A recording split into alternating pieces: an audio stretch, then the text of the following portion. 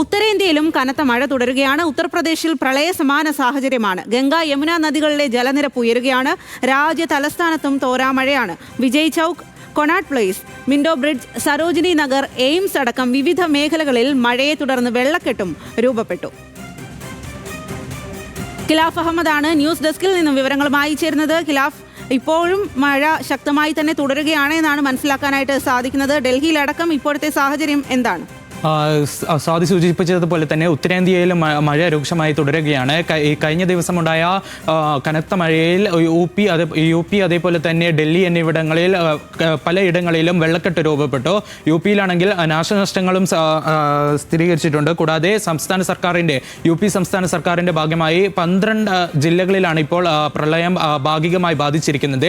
എന്നിവിടങ്ങളിൽ നോക്കാൻ വേണ്ടി 11 അംഗ മന്ത്രിമാരെ യോഗി ആദിത്യനാഥ് വിന്യസിച്ചിട്ടുണ്ട്. ഈ ഇരകൾക്ക് ഒരു സഹായവും ലഭിക്കാതെ പോകരുത്. അതേപോലെ തന്നെ ഇവരെയൊക്കെ ഈ ഒരു വെള്ളപ്പൊക്ക ഏരിയയിലുള്ള സ്ഥലങ്ങളിലുള്ള ആളുകളെ മാറ്റിപ്പാർപ്പിക്കാനുള്ള സഹായങ്ങൾ നൽകുക. കൂടാതെ മണ്ണിടിച്ചിൽ അതുപോലെയുള്ള പ്രദേശങ്ങളിൽ നിന്ന് ആളുകളെ മാറ്റിപ്പാർപ്പിക്കാനുള്ള നേതൃത്വം നൽകുക എന്നിവയാണ് ടീം 11 എന്ന ലേബലിൽ ഇപ്പോൾ യോഗി ആദിത്യനാഥ് രൂപീകരിച്ചിട്ടുള്ള ടീം. കൂടാതെ ഡൽഹിയിലേക്ക് പോകുകയാണെങ്കിൽ പലയിടങ്ങളിലും ഇപ്പോഴും വെള്ളക്കെട്ട് രൂക്ഷമാണ്. കഴിഞ്ഞ ദിവസം രാത്രി ഉണ്ടായിരുന്ന മഴയിലാണ് ഇപ്പോൾ വെള്ളക്കെട്ട് രൂക്ഷമായി തുടരുന്നത്.